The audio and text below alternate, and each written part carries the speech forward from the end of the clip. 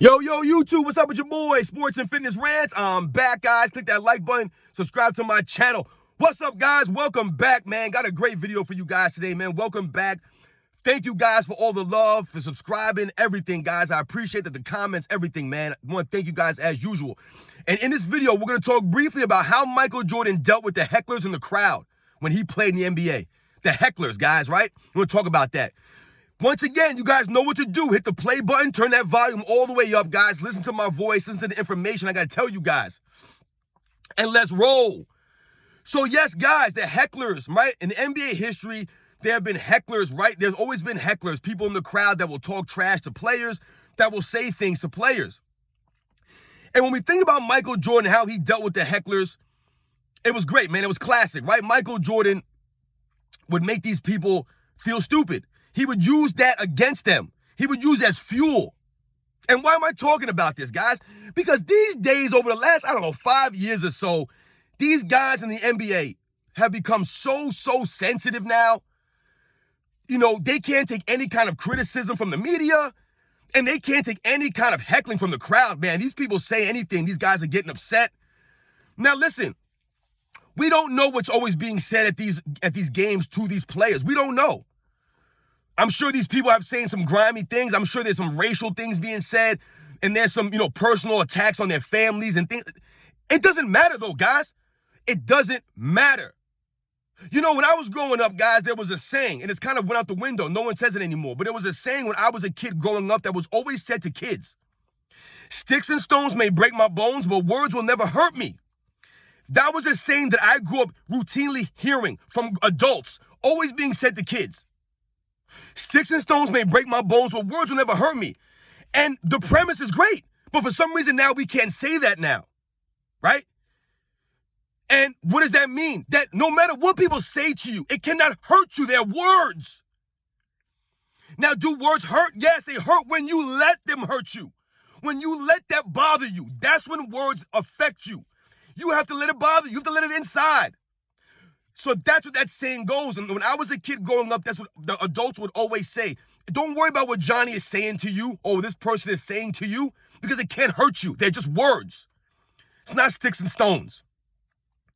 But in the society now and in the NBA, these guys are so sensitive. They can't take any criticism. They can't take anybody heckling them or saying negative things to them or making fun of their mom or making fun of their kids or whatever, or saying something racial. When it comes to things like that, guys, if people are willing to say racial things or really mean and discussing things in a crowded arena around other people, then that says a lot about them.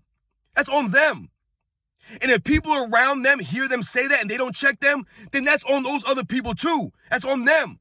That speaks about them. Has nothing to do with the player. And these guys get upset about that, man. Like I said, that exposes them as who they are. It shouldn't bother these guys as much as it does people getting thrown out of arenas or having security told on them. Michael Jordan never did that nonsense. And these people used to say some grimy stuff. And the reason I'm talking about it is because I saw an article the other day about Charles Barkley saying that he hired a professional heckler to heckle Michael Jordan in the 1993 finals. The Suns were down 3-1, I believe. And this is what happened, man. He hired a professional heckler to heckle the Bulls.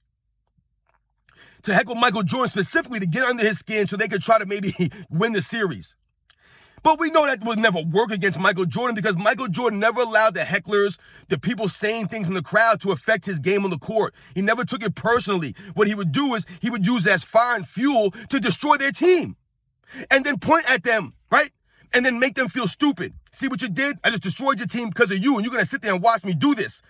That's what Michael Jordan would do. We think about guys like a Spike Lee. I mean, Michael Jordan, the guy that Charles Barkley hired to heckle him was this guy, Richard Ficker. He was a professional heckler from the LA Clippers. This guy came to all the Clippers games. He would have noise makers. He would say all kinds of crazy things all game long, and he would sit right behind the visitors' bench, guys. And in the 93 finals, this guy was sitting right behind the Bulls bench. He was reading excerpts from the book, The Jordan Rules. He was reading passages out of that book behind the bench. This is what these people do, man. They were professional hecklers all over the NBA arenas, man. In Utah, they had that woman in Utah. She was a rabid fan, man, always yelling things behind the visitor bench. You had a bunch of arenas where fans would say all kinds of things. Indiana had fans. I told you, I just mentioned Spike Lee in New York. Him and Michael Jordan would go back and forth, right? It wasn't just Spike Lee and Reggie Miller. It was also Spike Lee and Michael Jordan, because Michael Jordan was a Knick killer, right? And he would use Reggie Miller and destroy the Knicks and then point at, Reggie Miller, he would Spike Lee and they would point at Spike Lee and see, this is what you did this. I'm destroying your team because of you. Michael Jordan always used the Hecklers as fuel. He never let people bother him. The guy that was making fun of his sneakers in 1996, right? And Michael Jordan told him to shut up after he went down and scored a bunch of baskets on his team. He told him to be quiet. This is what Michael Jordan would do. He didn't have that fan removed. Now, granted, like I said, some of these guys are not saying crazy, but we don't even know what's being said to these guys half the time. We don't know what was said to these guys in the 80s and the 90s. I'm sure a lot of it was really grimy and some really weird stuff. But a lot of those guys in that era, they did not let it affect them. They used it as fuel, or they just ignored it. Because sticks and stones may break your bones, but words will never hurt you. We need to go back to that in society and in the NBA. These guys need to stop being so sensitive, man. Deal with the hecklers in a different way, man. Either ignore these people or use as fuel, as fire to motivate you. That's what that greats did in the 80s and the 90s. In the era that I grew up watching, I don't ever remember having these fans getting removed from stadiums because guys were saying messed up things or guys were upset. They were insulted. They were hurt. They weren't sensitive like that, guys. So shout out to Michael Jordan, the way that he always dealt with the hecklers in the crowd, not being sensitive, not crying, not taking it, to a certain extreme, but using it as fuel and then throwing it back in their faces, man. That's what you do with a heckler, right? That's what you do with a heckler. It's like a bully, man. Don't these people affect you? So shout out to Michael Jordan, the greatness of Michael Jordan, never allowing the hecklers to bother him.